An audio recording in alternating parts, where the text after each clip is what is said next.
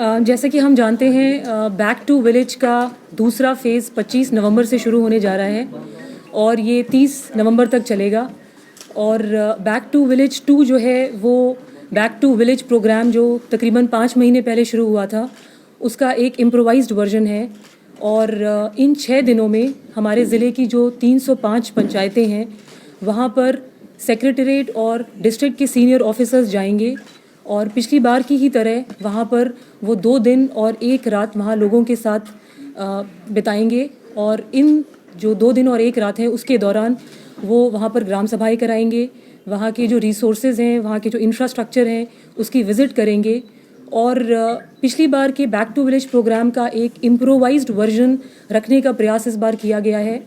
और जो 4 अहम बातें जिन पर खास ध्यान इस बैक टू विलेज 2 के दौरान दिया जाएगा वो ये है कि सबसे पहले ये जो पूरा प्रोग्राम है इसका जो फोकल पॉइंट है वो ये है कि हमारे पंचायती राज इंस्टीट्यूशंस को किस तरह से स्ट्रेंथन किया जाए। तो ये जो 2 दिन की विज़िट होगी विजिटिंग ऑफिसर की, उसमें वो वहाँ लोगों से बातचीत करेंगे, सरपंच पंच जो ब्लॉक डेवलपमेंट काउंसिल के चेयरपर्सन हैं उनसे बातचीत करेंगे और ये देखने की कोशिश करेंगे कि किस तरह 21 डिपार्टमेंट्स के जो फंक्शंस और फंक्शनरीज़ को डेलीगेट किया गया है क्या वो ग्रास रूट लेवल पे इफ़ेक्टिव तरीके से हो पा रहा है कि नहीं। सबसे पहला मकसद इसका ये है। और इसके बाद वो ये देखेंगे कि पिछली बार जो बैक टू विलेज प्रोग्राम हुआ उसका क्या फॉलोअप रहा, उसमें जो बातें सामने रखी गई थी उसमें किस हद तक हमने क्या क्या चीज़ें अचीव की हैं। और इसके बाद जो इंडिविजुअल बेनिफिशरी स्कीम्स हैं जिनके बारे में हम समय समय पे सुनते रहते हैं जैसे कि पीएम किसान और प्रधानमंत्री आवास योजना और सोशल सिक्योरिटी स्कीम्स, इन सभी स्कीमों का ग्रास रूट लेवल पर क्या लोगों को लाभ मिल पा रहा है कि नहीं, इस चीज़ का भी जायज़ा लिया जाएगा। और चौथी और जो काफ़ी अहम चीज़ है जिसके बारे में हम समय समय पे सुन रहे हैं वो ये है कि क्या प्रयास किए जाएं ग्रामीण लेवल पर जिससे फार्मर की इनकम को डबल किया जाए।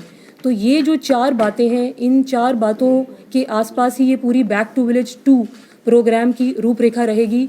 और मुझे पूरी उम्मीद है कि जिस तरह पिछली बार इसको बहुत ही एंथुजियाज़म से कंडक्ट किया गया था दोनों ही तरफ में, ऑफिसर्स के लेवल पर भी और गांव में भी लोगों में काफ़ी उत्साह देखने को मिला था, उसी तरह इस बार भी हमारे जो सरपंच हैं, जो हमारे चेयरपर्सन हैं, बीडीसी के पंचेज हैं और जो बाकी लोग हैं ग्रामीण निवासी, वो सब सामने आएंगे और मिलकर एक टीम की तरह अपनी अपनी जो ज़रूरतें हैं उनको प्रायोरिटाइज़ करके सामने रखेंगे और उस पर एक सही मायने पर उस तरफ एक कदम उठाया जाएगा। Thank you. हाल ही में कल एक पत्रकार वार्ता की गई बीडीसी मेंबर्स, चेयरमैन और पंच सरपंच द्वारा, उनका कहना था कि कोई भी काम नहीं हुआ है पंचायतियों में बैक टू विलेज के तहत, और क्या वही पुराने ऑफिसर जो पहले वहां पर गए थे इस बार भी वही जाएंगे? देखिए, सबसे पहली बात तो जो आपने पहली चीज़ बोली कि कोई भी काम नहीं हुआ है, ये बिल्कुल गलत है और मैं पूरे कॉन्फिडेंस से आपको इसका जवाब दे रही हूँ कि ये कहना बहुत आसान है कि कोई काम नहीं हुआ। With all due respect I can understand, हमारी एक्सपेक्टेशंस बहुत ज़्यादा होती हैं और शायद सब चीज़ों पर अमल कर पाना इतना आसान नहीं होता। लेकिन एक चीज़ जिसका मैं आपको एक डॉक्यूमेंट शेयर भी करूँगी, हमने एक ब्लूप्रिंट बनाया है अपनी 305 पंचायतों का जिसमें हमने एक एक काम उठाया है हर पंचायत से जो सबसे ज़्यादा इम्पॉर्टेंट था पिछली बैक टू विलेज के दौरान, और उन सभी 305 पंचायतों में वो काम शुरू हो गए हैं और तकरीबन 50 काम पूरे भी हो गए हैं, जो अपने आप में एक अचीवमेंट है इतने शॉर्ट ड्यूरेशन में ये काम कर पाना। और जो एक बहुत ही अहम चीज़ है जिसको मैं उम्मीद करती हूँ आप भी अप्रिशिएट करेंगे, वो ये है कि 5 महीने के इंटरवल के अंदर दोबारा इस प्रोग्राम को कंडक्ट करना और वहाँ जाकर उसका फीडबैक लेना, this itself shows that some work has been done और इस पर और क्या बेहतरी की जा सकती है उसको समझने के लिए ही ये प्रोग्राम दोबारा से किया जा रहा है। You said it's an improvised version. What is being improved this time? As I said before, the improvisation is first and foremost the feedback of the previous back to village, because the improvisation will of course depend on what is the feedback of the previous program. And secondly, the focus this time is on individual beneficiary schemes as to how we go on saturation mode. Let us say social security schemes, pension schemes. A lot of times we've seen in the past that there were certain beneficiaries, but because we had a certain quota, a number that can be only taken care of, some numbers were left out. So this time we are going on saturation mode. And if there are a certain number of old age persons in a particular panchayat, all of their names have been taken and all of them would be provided with the pension. So that is the focus this time, and as I said before, doubling the farmers' income is one of the priorities of B2B2. Ma'am video start होने वाला है, internet बंद है, आपको लगता है कि problem face करनी पड़ सकती है एडमिनिस्ट्रेशन? नहीं, बिल्कुल मुझे ऐसा नहीं लगता, क्योंकि जिस तरह का नेटवर्क हमने बनाया है, जिस तरह से ऑफिसर्स की ट्रेनिंग हुई है और जो मोडालिटीज़ शेयर हुई हैं, इसमें इंटरनेट के ना होने का कोई असर नहीं देखने को मिलेगा। क्या वही ऑफिसर्स इस बार भी जाने जो पहली बार गए?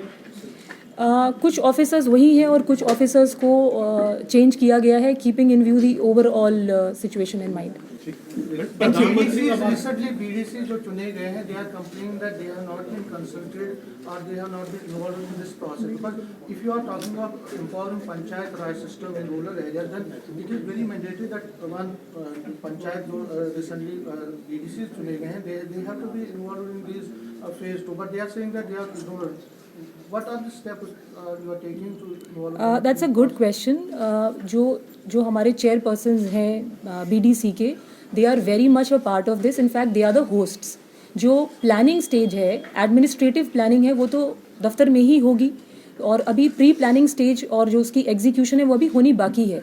तो जैसा मैंने पहले कहा, 25 से 30 नवंबर के दौरान we are expecting, and I am very confident that all the chairpersons of BDC will come forward to actually make this program a success. अच्छा, जो इन्होंने क्वेश्चन किया उसको मैं थोड़ा ऐड करता हूँ। जो पहला फेज हुआ था and it was very successful in terms of, because you have visited everywhere, जो भी एडमिनिस्ट्रेशन थी यहाँ की लोगों के। उसके बाद हालात चेंज हुआ, यूटी है उस टाइम स्टेट थी। तो अभी जो आप नया जो सिस्टम लाइव कर, क्या ये कोई मैकेनिज्म आप ड्रा करेंगे कि जो आप प्रोजेक्ट्स प्लान करेंगे तो उनकी एग्जीक्यूशन टाइम बाउंड में हो? क्योंकि जो नई एलजी एडमिनिस्ट्रेशन है, उन्होंने भी अब कहा है कि जो एडमिनिस्ट्रेशन है उसको रूरल एरिया बिल्कुल, बैक टू विलेज प्रोग्राम जो है उसका एसेंस ही ये है कि हम जो भी वर्क्स इसमें उठाएं उसका एग्जीक्यूशन पीरियड बहुत कम हो। जैसे मैंने आपसे बताया कि हमने कुछ काम उठाए और उसमें से 50 काम हो भी गए। That means they are those works जिनका एग्जीक्यूशन पीरियड शॉर्ट है, and in any case it is not more than 6 months। तो इस तरह के काम ही इस दौरान उठाए जाएंगे जिनको फटाफट इसी फाइनेंशियल ईयर में कंप्लीट भी किया जा सकता है। लेकिन इसके अलावा बैक टू विलेज में जो और ख़ास बात है वो ये है कि इस बार ग्राम पंचायत वाइज हमने सारी स्कीम्स का एक ब्यौरा बनाया है, एक रिपोर्ट कार्ड जैसी बनाई है जो वहाँ के विजिटिंग ऑफिसर जाके लोगों को बताएंगे। मतलब अगर वहाँ कोई लैंग्वेजिंग प्रोजेक्ट भी चल रहा है जिस पे काम हो रहा है, उसके बारे में भी लोगों को वहाँ पर बताया जाएगा।